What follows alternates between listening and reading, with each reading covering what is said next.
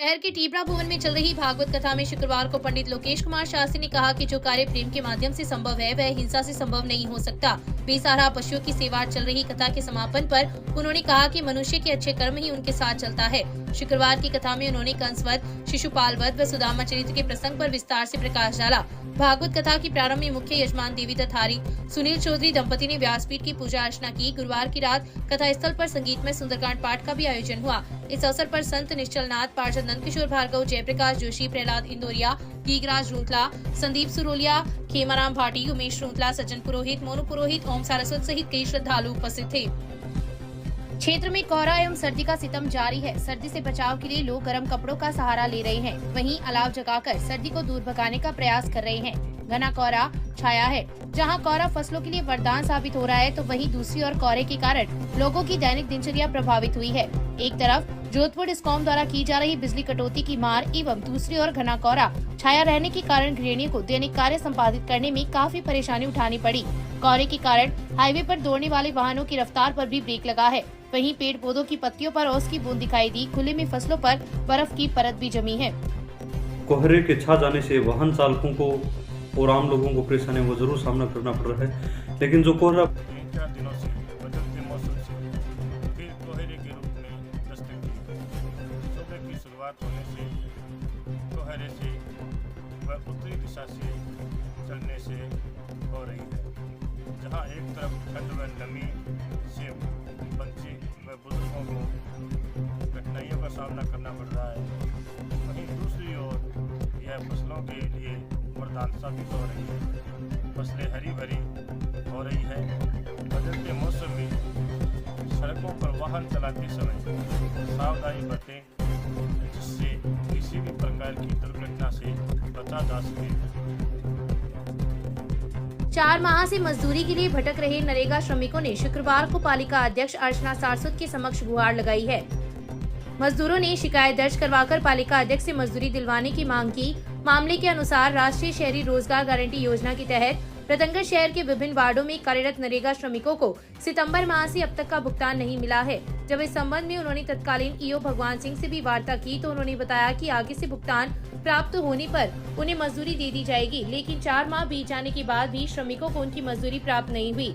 श्रमिकों ने बताया कि वे नियमित नरेगा के अंतर्गत कार्य कर रहे हैं, लेकिन उनकी हाजिरी जॉब कार्ड की बजाय सादे कागज पर ली गई थी, जिसके कारण प्रत्येक श्रमिक की हाजिरी कम दर्शाई गई है। ऐसे में मजदूरों को कम मजदूरी प्राप्त होगी। वहीं कुछ मजदूरों का समय पूर्ण होने से पहले ही उन्हें निकाल दिया गया।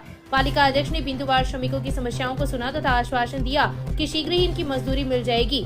इसके बाद उक्त श्रमिक ईओ अभय कुमार मीणा के पास पहुंचे तथा उन्हें भी अपनी समस्या से अवगत करवाया। नरेगा श्रमिकों की शिकायत थी कि उन्हें उनकी समय अवधि पूरी होने से पहले ही उनको हटा दिया गया है और उनका जो पैसा है वो नहीं आ रहा है उनके अकाउंट में। तो इस महीने तक सारी जांच करके आगे कार्रवाई की जाएगी। क्या दिक्कत आ रही है, क्या टेक्निकल इश्यू आ रहे हैं इसमें, और उसका समाधान करते हैं। राज्य सरकार के निर्देश पर 26 जनवरी से शुरू होने वाली शहरी ओलंपिक खेलकूद प्रतियोगिता की तैयारी के लिए शुक्रवार को नगर पालिका में बैठक का आयोजन हुआ, लेकिन शहरी क्षेत्र के जनप्रतिनिधियों में इस प्रतियोगिता के प्रति खास उत्साह नजर नहीं आया और बैठक में पार्षदों की संख्या बहुत कम दिखाई दी। ईओ अभय कुमार मीणा ने बताया कि प्रतियोगिता के अंतर्गत basketball, football, tennis ball, cricket, athletics, kabaddi, kho kho आदि प्रतियोगिताएं आयोजित की जाएगी। इस प्रतियोगिता में हर वर्ग से महिला व पुरुष बच्चे युवा भाग ले सकते हैं। उन्होंने उपस्थित पार्षदों से अपने अपने वार्डों में इस प्रतियोगिता में आमजन की भागीदारी सुनिश्चित करने, विभिन्न खेलों के लिए टीमें गठित करने का आह्वान किया है। इस अवसर पर पार्षद शशि नोहाल, रामगोपाल चौधरी, साबिर सैयद, ममता सैनी, अनवर तेली, श्रवण सैनी, राधेश्याम बबेरवाल, अनीता महर्षि सहित कई पार्षद उपस्थित थे। शहरी क्षेत्र में सरकार के दिशा निर्देश पर राजीव गांधी शहरी ओलंपिक खेलों के आयोजन जो 26 जनवरी को होने जा रहा है, उस संबंध में हमने आज नगर पालिका में अपने सभी पार्षदगण के साथ मीटिंग करी और उन सबसे हमने अपील करी कि वो अपने वार्ड में हर एक खेल में एक टीम जरूर बनाते और रजिस्ट्रेशन करवाएं, इन खेलों में ज़्यादा से ज़्यादा भाग। ये प्रतियोगिता 26 जनवरी से हमारे राष्ट्रीय स्तर पर इसका शुभारंभ होगा। इसके अंदर basketball, football, tennis ball, cricket, kho kho, kabaddi, athletics, 100 metre, 200 metre, 400 metre जैसे गेमों में कोई भी किसी भी वर्ग का, चाहे वो 5 साल का बच्चा हो चाहे 100 साल का आदमी हो, महिला हो पुरुष हो, सभी इसमें भाग ले सकेंगे। और मेरी रतनगढ़ वासियों से अपील है कि इन खेलों में अधिक से अधिक रजिस्ट्रेशन करवाकर, इसकी लास्ट डेट 20 जनवरी है, भाग लेने के। बिजली की विभिन्न मांगों को लेकर क्षेत्र के दर्जनों किसानों ने उपखंड कार्यालय में प्रदर्शन किया तथा मुख्यमंत्री के नाम एसडीएम डॉक्टर अभिलाषा को ज्ञापन सौंपा। सभा के पदाधिकारी व कार्यकर्ता किसान भवन से जुलूस के रूप में रवाना हुए तथा नारेबाजी करते हुए उपखंड मुख्यालय पहुंचे, जहां पर अपनी मांगों को लेकर विरोध प्रदर्शन किया है। ज्ञापन में अघोषित बिजली कटौती बंद करने, पर्याप्त वोल्टेज में बिजली देने, नए जीएसएस स्थापित करने, दिन में बिजली देने सहित 15 सूत्री मांगों का उल्लेख किया गया है। किसानों की समस्याओं को एसडीएम ने सुना तथा समस्या समाधान के लिए जोधपुर स्कॉम के अधिकारियों को मौके पर बुलाया, जिस पर एक्सीएन भूपेंद्र सिंह व ग्रामीण एएन अशोक मीणा उपखंड कार्यालय पहुंचे तथा स्थानीय स्तर की समस्याओं का शीघ्र ही निस्तारण करने का आश्वासन दिया। इस अवसर पर राजस्थान किसान सभा के जिला अध्यक्ष मदन लाल घिटाला, रामकरण चौधरी, दल्लू सिंह, गणेशाराम भाकर, गुमान सिंह राठौड़, सावरमल प्रजापत, हेमराज कस्वा, रामचंद्र गेणा, बीरबलराम मेघवाल, पवन कुमार, नंदलाल स्वामी, सावरमल पांड्या, गोपाल कृष्ण सीलू सहित कई किसान उपस्थित थे। आज किसानों की विभिन्न समस्याओं को लेकर के राजस्थान किसान सभा के बैनर तले किसानों से मार्केट में जुलूस निकाल करके फिर एसडीएम को ज्ञापन दिया।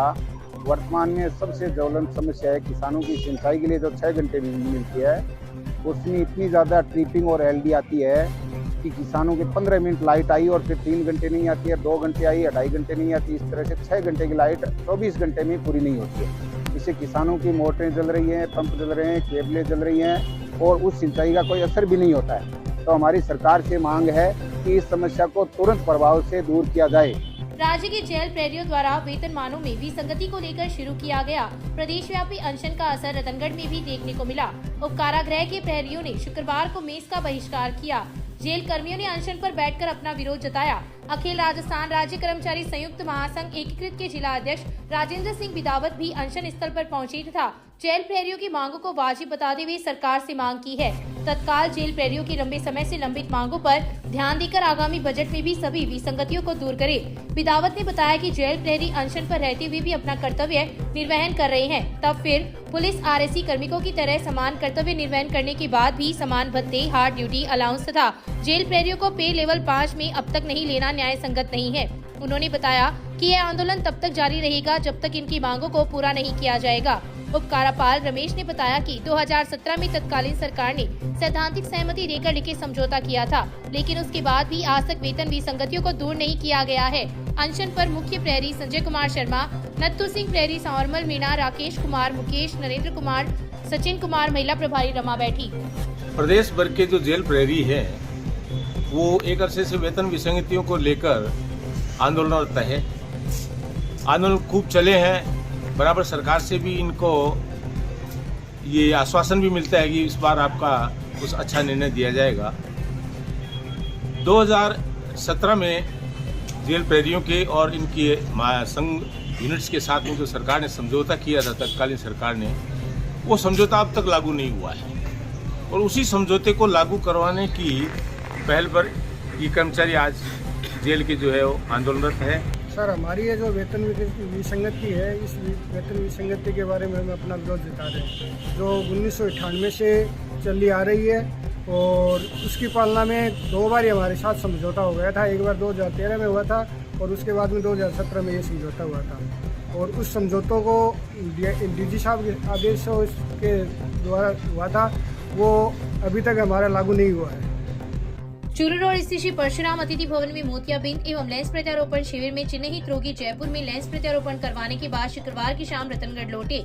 समिति के अध्यक्ष जयकांत भिवाल ने बताया कि 11 जनवरी को श्री परशुराम अतिथि भवन में निःशुल्क मोतियाबिंद लेंस प्रत्यारोपण शिविर का आयोजन किया था। शिविर में ऑपरेशन के लिए चयनित रोगियों को उसी दिन बस से शंकरा आई हॉस्पिटल जयपुर ले जाया गया, जहां पर उनका निःशुल्क ऑपरेशन कर शुक्रवार को शाम बस के माध्यम से रतनगढ़ लाया गया। शिविर प्रभारी डॉक्टर लीलाधर शर्मा व डॉक्टर लक्ष्मी नारायण शर्मा द्वारा रोगियों की कुशल क्षेम पूछी गई तथा आगामी समय में रखने वाली सावधानियों के बारे में अवगत करवाया। इस दौरान उन्होंने 19 जनवरी को आयोजित फॉलोअप शिविर में आंखों की जांच करवाने का आह्वान भी किया। शर्मा ने बताया कि 31 रोगियों का जयपुर में लेंस प्रत्यारोपण किया गया है। इस अवसर पर समिति के कार्यकारी अध्यक्ष गौतम महर्षि, मंत्री रामउतार शर्मा, वासुदेव चाकलान, परमेश्वर लाल आत्री, बनवारी लाल हरिद्वार, संदीप कंदोई, कैलाश सोनी, घनश्याम शर्मा सहित कई लोग उपस्थित थे।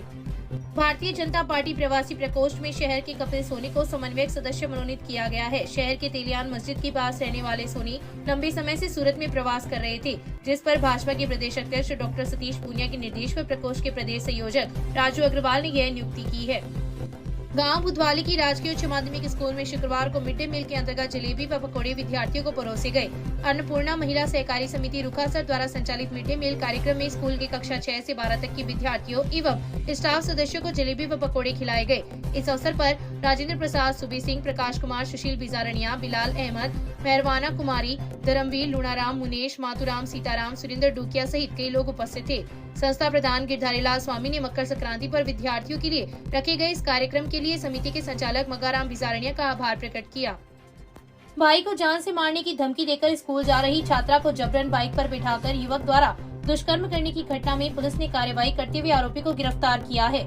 सीआई सुभाष बिजारनिया ने बताया कि छात्रा द्वारा दी गई रिपोर्ट में उल्लेख किया गया था कि वह 24 नवंबर को रोज की तरह अपने गांव से दूसरे गांव में स्थित स्कूल में जा रही थी। स्कूल से कुछ दूर पहले पीछे से सफेद बाइक पर एक युवक आया, जिसने तौलिए से अपना मुंह ढक रखा था। बाइक सवार ने अपने मोबाइल में छात्रा को फोटो दिखाते हुए कहा कि तुम्हारा भाई मेरे कब्जे में है, चुपचाप बाइक पर बैठ जाओ। इस बात से छात्रा डर गई और बाइक पर बैठ गई। बाइक सवार छात्रा को फतेहपुर स्थित एक घर में ले गया, जहां दुष्कर्म की वारदात को अंजाम दिया।